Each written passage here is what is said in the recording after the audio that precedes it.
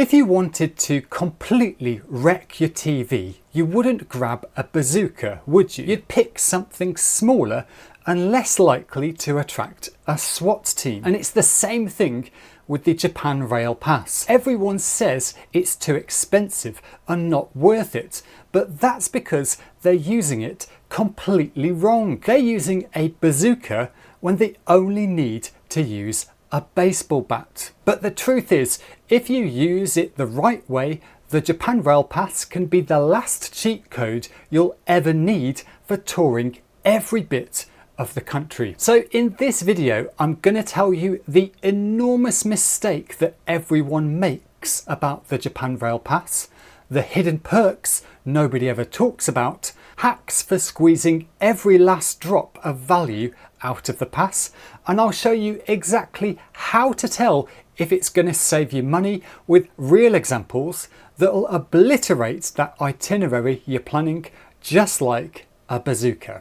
But first, just what is a Japan Rail Pass? Essentially, it's an all-you-can-ride ticket for Japan Railways trains all across the country. Also known as the JR Pass, you can buy it for a chunk of 7, 14 or 21 days for a fixed price. It covers most of the Shinkansen and regional trains, and since JR has the country's most extensive rail network, this means you can go almost anywhere with this pass. Now, just like the mainstream media that tries to explain complicated stories in under 3 minutes, most advice about the JR Pass is overly simplistic.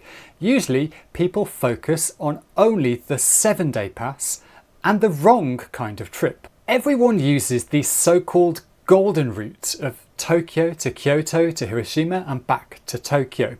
If you buy separate tickets, it's going to cost 48,614 yen. So when a 7-day pass costs 50,000 yen, everyone screams, "See, I told you it wasn't worth it." Except, this is like going to a buffet restaurant and having 2 plates of spaghetti and only 1 round of dessert. Yes, you've been to the buffet, but you've completely wasted your money. The JR Pass isn't designed for this kind of simple trip. It's for when you want to put that buffet owner out of business. So what do?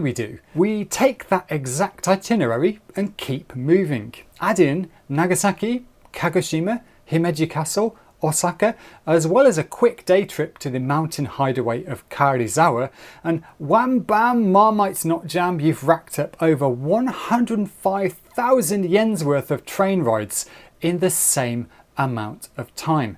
Now, if you think you're going to have to spend all day on the Shinkansen with that, think again. Even with that supersized schedule, there are only 2 days where you're on the train for more than 3 hours. The average journey time is actually about 2 hours 20 minutes. I mean, you probably spend more time every day watching YouTube. And at this point, you're going to be wearing one of these 2 faces. Which one looks like yours? You might be thinking, that's an easy schedule, plus I love the trains. Sign me up. Otherwise, you're frowning a mirror-shattering scowl that could give that bazooka a run for its money. And that's okay, because you don't need to run a hectic schedule for a week to make the JR Pass work for you. If you get yourself a 14 or 21 day version of the pass, you can spread out your travel days. This way you get to spend a couple of nights in each destination if you want. Although you'd probably want to add more journeys, if you ran the exact same schedule, you would still save money with both the 14 and 21 day passes. That's because the longer duration versions are much better value. The travel cost per day to get to break even is significantly lower than with the 7-day pass. To give you some inspiration for your trip, I've made sample itineraries for each version of the pass. Have a look in the pinned comment for the link, and while you're down there, why don't you drop me a thumbs up if I'm helping you. Cheers! But just like someone playing Mario Kart for the first time, if you're new to the Japan Rail Pass, you really need to learn how to drive it properly and run all those other regional passes off the road. And you'll want to pay attention to this bit because I'm also going to let you in on my favourite hacks. We already know that the Japan Rail Pass can save you an absolute fortune, but time is money, and with this pass you can save hours of queuing up to buy tickets. If you have a schedule all planned out, you can make all your seat reservations in advance. If you buy the pass online from JR, you can also reserve seats online. If you buy it online from somewhere like Klook, you can reserve your seats once you arrive in Japan. But what many people do is just use the non-reserved seats. For these, you don't need to make any seat reservations, and you can ride freely with just the pass. It's also worth pointing out that you can pick up your Japan Rail Pass at major stations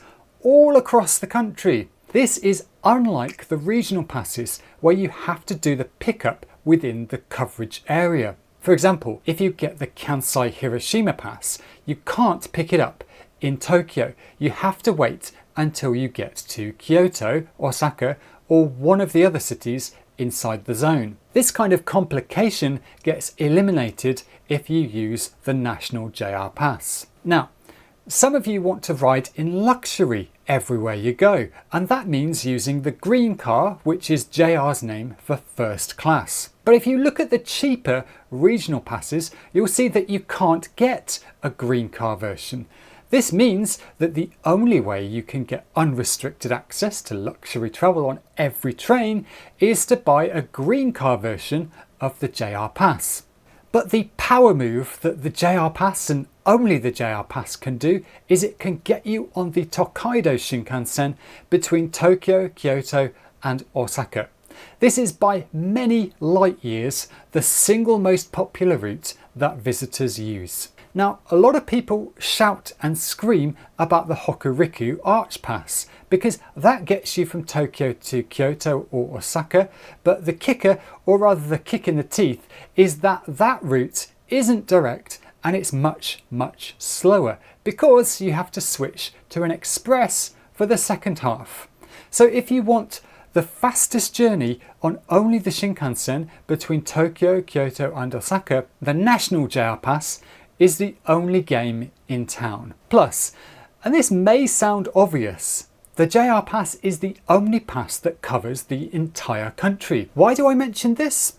Well, if you choose one of the regional passes, you inevitably find places outside the coverage zone that you want to visit. If you have the all country pass, you won't ever need to worry about this. So if you want to take a spur of the moment trip up to Aomori or right down to Beppu, you can. So let's get into the best hacks for using the JR Pass. First, most people wake up, grab some breakfast, then pull out their JR Pass and take the Shinkansen to their next destination. But I think this is the worst possible way of using it. What happens is you burn up daylight hours on travel, and that's time better spent actually touring the sites. What pro users do is they use the pass to travel in the evening. So try this. Instead of kicking back in your hotel room, recline your seat, crack open a can of Sapporo and get stuck into some Tintin while you're whizzing by at over 200 miles an hour. You'll find that the Shinkansen is so much more relaxing when it's less busy in the evenings, especially on weekdays. And if you're only on board for 1 or 2 hours, it's really no big deal. Of course, I don't recommend doing this every night, just for the days where you're switching cities. Now, the second hack for getting more value out of the pass is to make the most of the so-called joyful trains. These are trains designed for sightseeing, and they have some of the most incredible one-off designs imaginable. I particularly like the Yufuin no Mori down in Kyushu and the High Rail 1375 in Nagano Prefecture. Although there is also the Pokemon With You train up in Iwate. And the good news is that the JR Pass includes most of these special themed trains. If you want to know more, check out the links in the description. For the last hack, remember I mentioned a sneaky little trip I dropped into that original itinerary? Me neither. I don't think I mentioned that sneaky little trick, but there was a sneaky little trick. If you take a closer look, you'll see that the Osaka to Tokyo leg is cheaper than the Shinkansen and runs overnight. And that's because that plan uses the Sunrise Express, Japan's only regular sleeper train. The only pass that fully covers a ride on this train is, you guessed it, the Japan Rail Pass.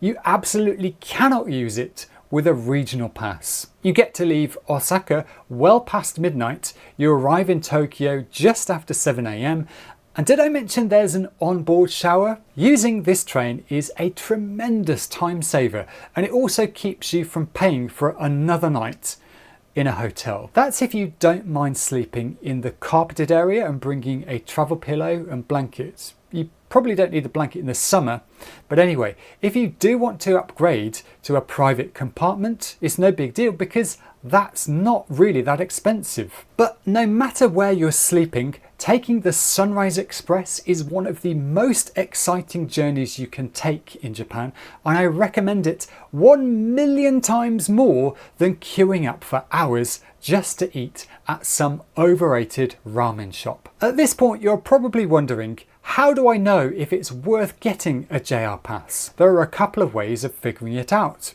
You could feed all your journeys in your schedule into Google Maps, but that often spits out options using private railways that you can't use. You could also use a pass calculator, which will tell you in very broad terms if it's worth getting a pass for your schedule or not. But if you want to get a proper handle on the costs, I've made a special sheet on Google Docs you can use. Just select the journeys you're planning, either one way or round trip, and it adds up the total cost. I put a lot of the most popular routes on here, but obviously I can't add every single possible journey. So if you can't find your route, just go on Japan Travel, aka Navitime, find the price and add it at the bottom. There's a big advantage to using this sheet, and that is it shows you the journey time for each route, so you can make a sensible decision not just based on money but also the time you need. And speaking of sensible decisions, if you find that a JR Pass isn't for you, then one of the regional passes is probably a much better fit. And in this video up here, I break down all the best choices so you know which one to pick. See ya.